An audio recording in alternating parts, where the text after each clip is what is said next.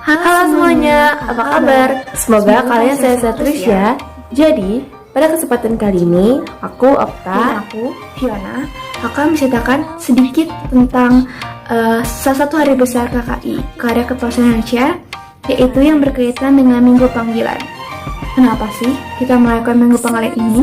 Kita merayakan Minggu Panggilan ini atas rasa syukur pada diri kita, karena hidup kita merupakan anugerah, panggilan, dan berutusan. Nah teman-teman, untuk lebih memaknai hari Minggu Panggilan sedunia ini, mari kita simak kisah dari para imam dan biarawati dalam menanggapi panggilannya.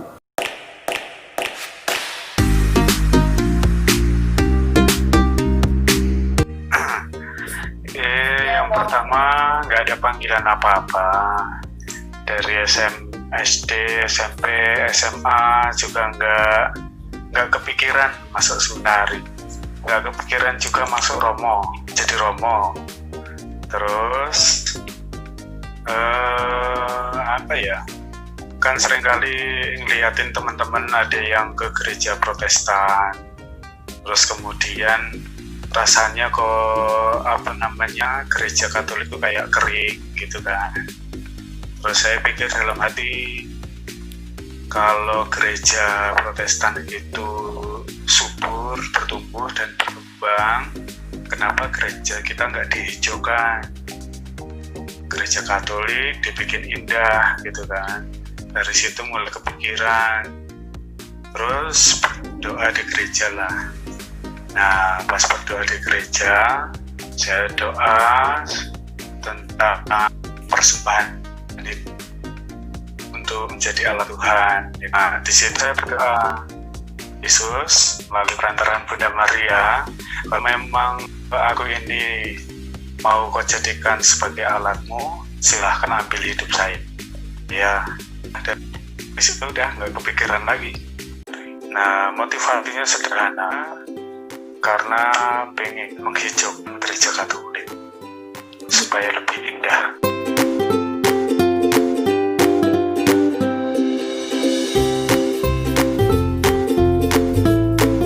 Kalau Minggu Panggilan itu sebenarnya itu kita diajak untuk memaknai kembali iman kita kepada Kristus.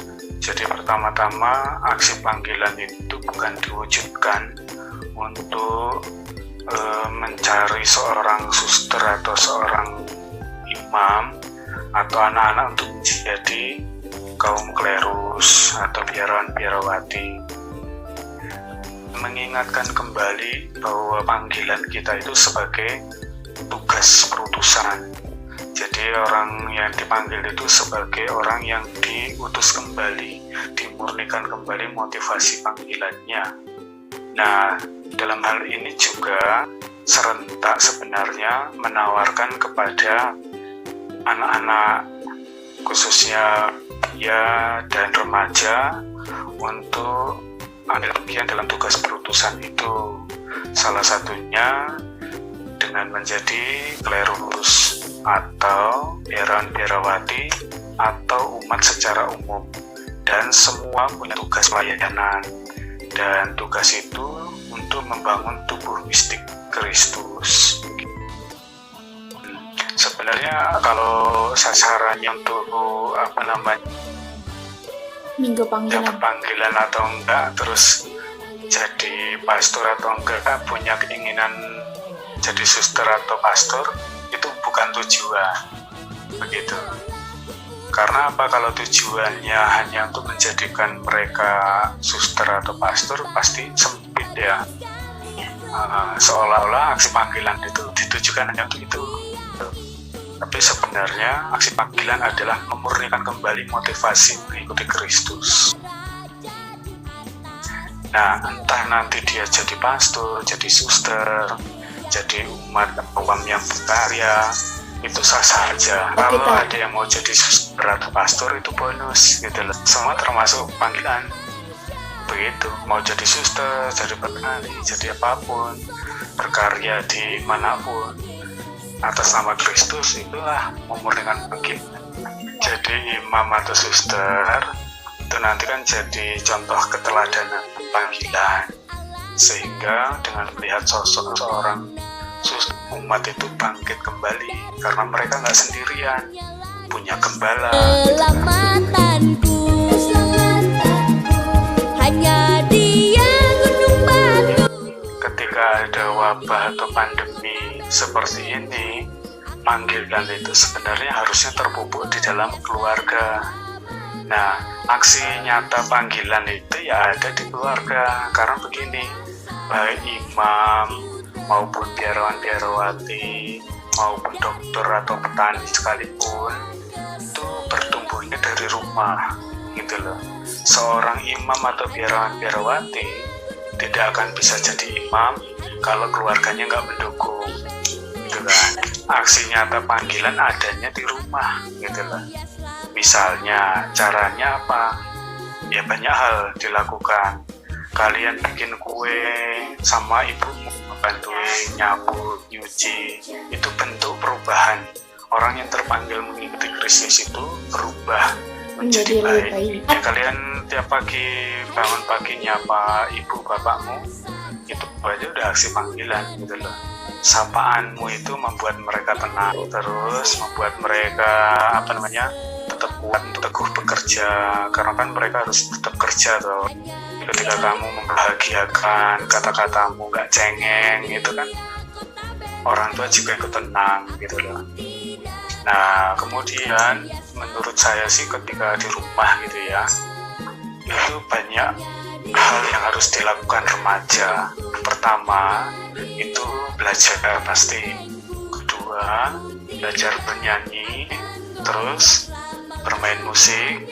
Ya, 3 itu bermain musik. Keempat, belajar bahasa. Kelima, belajar teknologi.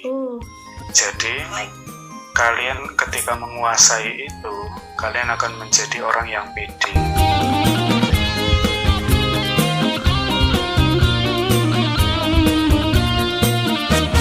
Tugas panggilan itu bukan dari romo atau suster saja, tapi dari sesama remaja harus saling menguatkan. Ya, tugasnya apa? Kalian seusia kalian itu bisa dekat ya hanya dengan usia kalian, maka yang punya tugas mewartakan Kristus kepada teman-teman ya kalian. Nah, kalian kuat dulu, berani bicara, terus kemudian berani bersaksi, berani ngomong, jadi pemimpin di antara mereka. Itu baru remaja Katolik. Secara umum, mencontoh Kristus itu pertama-tama dari keluarga. Terbuka lebar bagi para remaja untuk mengikuti jejak Kristus, salah satunya dengan menjadi orang yang memiliki panggilan khusus atau panggilan umum. Kalian pilih apa saja panggilan itu. Kalau sederhananya memang mau ikut Kristus dengan cara menjadi imam atau suster, itu lebih membahagiakan.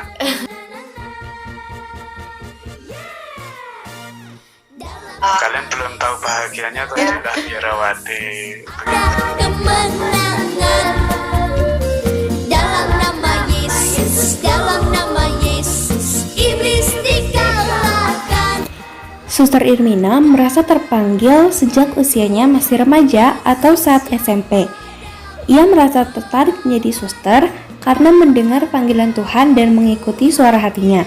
Walaupun terkadang panggilan itu hilang, ia selalu berusaha memupuknya dengan aktif kegiatan di gereja. Suster Irmina juga sering melihat bahwa hidup suster itu baik dan dekat dengan Tuhan. Nah, setelah itu, suster terus memupuk panggilan Tuhan di hati dengan berdoa dan aktif kegiatan rohani, seperti Legio Maria, Putri Altar, dan berbagai kegiatan Mudika. Lalu, setelah lulus SMP, untuk meyakinkan apakah ini benar-benar menjadi panggilan suster atau tidak, Suster Irmina mengajar di SD. Setelah 1 tahun suster menjadi guru dan yakin akan panggilan hidupnya, maka Suster Irmina memutuskan untuk bergabung dengan para suster gembala baik atau RGS. Dan yang terpenting, suster selalu mendapat dukungan dari orang tua. Dia panggil namamu. Suster Irmina mempunyai motivasi untuk tetap setia menanggapi panggilan Tuhan, yaitu setia melayani Tuhan lewat sesama. Hidupku demi kemuliaan Tuhan dan keselamatan jiwa-jiwa. Juga dia panggil namamu. Makna minggu panggilan yang lebih mendalam menurut suster ialah mensyukuri panggilan yang telah Tuhan berikan dalam hidup suster. Tuhan selalu setia dalam perjalanan hidupnya, baik dalam suka maupun duka. Nah, untuk menanggapi kebaikan Tuhan yang telah memanggilnya, maka suster pun mensyukuri dengan memberikan dirinya dalam pelayanan pada setiap pribadi yang dipercayakan dalam karya kerasulan suster, seperti membantu orang yang kurang dipandang dan juga miskin, dan juga ikut membantu mengajar. Juga dia panggil namamu. Menurut suster, hal-hal yang harus kita lakukan sebagai remaja Katolik dalam menanggapi panggilan ialah kita harus siap diutus menjadi nabi masa kini dengan melihat keprihatinan dengan cermat, merenungkan solusi dengan tepat, dan bertindak secara bijak. Dan juga remaja Katolik dipanggil untuk membangun budaya. Pertama, budaya hidup hemat sebagai ganti budaya buang. Kita harus tetap setia di rumah, loyalitas, pergi saja kalau saat penting, berani berkata cukup, hemat listrik, air, dan pulsa, serta hormat pada bumi sebagai rumah bersama. Dan kita diajak untuk cermat memilah kebutuhan dan keinginan. Kita lebih mulia berbagi daripada mementingkan diri. Yang kedua adalah hidup sehat sebagai ganti budaya kematian. Kita harus sadar bahwa kesehatan sangat berharga. Makan makanan secara seimbang. Semakin dekat makanan yang kita dapat, semakin sehat. Peduli dan menolong yang rentan. Kita harus juga menciptakan waktu yang berharga dalam keluarga demi kesehatan jiwa raga. Yang ketiga adalah hidup produktif sebagai ganti budaya konsumtif. Kita diajak untuk menyalakan daya kreasi kita. Kita harus menghasilkan sesuatu untuk sesama. Satu orang muda, satu produk yang bermutu. Kita harus kembangkan pertobatan ekologis. Kita diajak untuk merawat bumi bersama-sama, bercocok tanam dengan bijaksana, berkreasi lewat media sosial dengan cinta, ciptakan aplikasi, narasi, kisah, dan inspirasi yang kreatif dan produktif.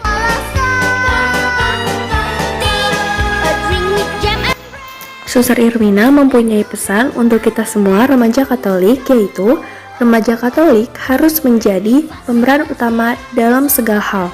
Khususnya saat pandemi ini memunculkan krisis, sebenarnya Allah memanggil remaja Katolik untuk melihat dengan hati yang mampu mengasihi. Tuhan juga memanggil remaja untuk menjadi nabi yang mengasihi.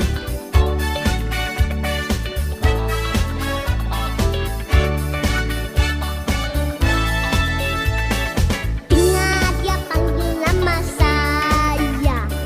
Dengar dia panggil namamu. Biasa-biasa saja karena saya tidak merasa masa sih gitu loh saya gitu ya. Yang secara intelektual saya tidak terlalu pintar gitu. Awal-awal itu kan saya orang lain ya. Saya ketika masih kelas 2 SMA itu ada orang lain, guru saya sebetulnya mengatakan ya, nyebut saya sih waktu itu walaupun guru tapi nyebut saya Mas ya. Mas Topi kayaknya cocok jadi Romo gitu. Itu awal-awal itu ya, masa sih, lalu saya coba renungkan ya, kemudian oleh guru itu dipersiapkan dengan beberapa teman dari paroki, lalu diajari untuk ya cara hidup lah kurang lebih. Lupa saya ada 5 atau berapa orang waktu itu.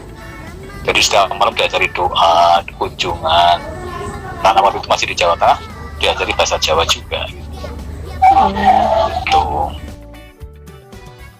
Kurang lebih awal yang dilakukan ya dibantulah oleh orang lain gitu, dan coba menanggapi.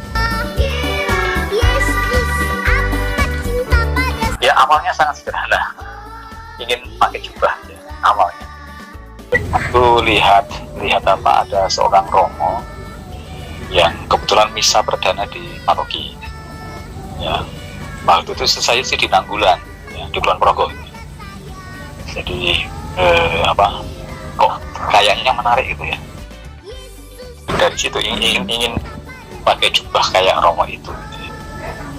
Itu kan awal ya, motivasi awal. Ya, kemudian setelah berkembang mengikuti seminari, kemudian ya studi, ya tentu memang diluruskan atau dimurnikan gitu ya, bahwa intinya kan mau mengikuti Yesus secara lebih khusus gitu. Hanya dekat Allah saja hatiku tenang, daripadanya. Ya sebetulnya Minggu Panggilan itu kan secara umum mengingatkan kita semua sebagai orang-orang yang notabene juga dipanggil. Panggilannya itu apa? Ya, kita semua menanggapi panggilan. Ya, saya menanggapi panggilan secara khusus ya, untuk menjadi imam. Terus yang lain menanggapi panggilannya mereka sesuai panggilan masing-masing. Apa panggilannya? Sebagai orang tua, suami istri, lalu sebagai dokter, sebagai polisi, sebagai apapun. Itu diingatkan kan panggilannya.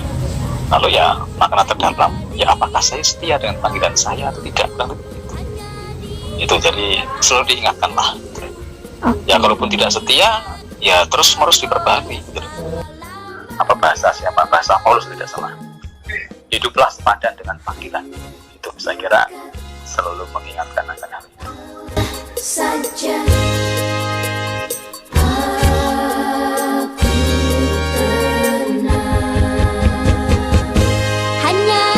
prinsipnya kan dalam situasi ini. Oke, secara pribadi dalam masa pandemi ini justru ya ada kesempatan untuk saya lebih banyak berdoa ya, dibanding dengan tidak secara pandemi, karena kan lebih banyak pelayanan pergi dan segala macamnya. Satu sisi ya kadang-kadang ya pandemi ini membuat saya juga merasa sedih ketika saya tidak bisa melayani ya, karena protap-protap yang harus dilakukan gitu loh. Itu tapi ya yang bisa dilakukan adalah pertama-tama ya saya tetap masih bisa pribadi ya, namanya bisa privat ya, bisa mendoakan banyak orang gitu loh. Itu yang saya doakan. Jadi memang ya akhir-akhir ini teman-teman mengingatkan kemudian apa sih tugas kita gitu loh. Sebagai anak-anak muda juga ya ada 5 tugas gereja kan, tahu ya? Itu dia koinonia itu kan. Bagaimana anak-anak muda seperti kamu punya kreativitas di usia apa di masa-masa kayak gini gitu, untuk tetap ya menumbuhkan iman, menumbuhkan panggilan. Jadi saya kira ya semacam ya ini kan kemudian yang ditampilkan adalah gaya hidup baru ya, hidup baru yang memang ya tidak dibayangkan gitu. Harus tinggal di rumah dan segala macam, tapi bukan berarti kehilangan kreativitas misalnya, dan juga tidak berarti kehilangan panggilan itu. Jadi ya memang bisa melakukan banyak hal itu. Yang 5 tugas kerja secara umum yang kemudian bersyukur bahwa ada alat ini gitu. Ya kamu kalau nggak ada alat ini kan nggak bisa seperti ini, nggak bisa komunikasi, tidak bisa ini dan ini. Ya kebetulan ada alat semacam ini. Tapi harapannya ya next kalau sudah masa normal ya bagaimana alat ini membantu dan berwarna. Jadi ya saya kira tetap kita ingin menyesuaikan diri dengan apa yang diminta pemerintah ya, berusaha untuk disiplin. Ini kan juga bagian dari penghayatan hidup panggilan ya, doa jelas saya kira sebagai orang beriman. Hidup selamanya Yesusku hiduplah. Prinsipnya coba mencoba menangkap panggilan yang pertama. Yang penting kalau ada suara-suara kalau misalnya ini hidup yang lebih hidup secara khusus, jadi suster atau brother atau apapun ya, coba itu ditangkap dengan serius gitu.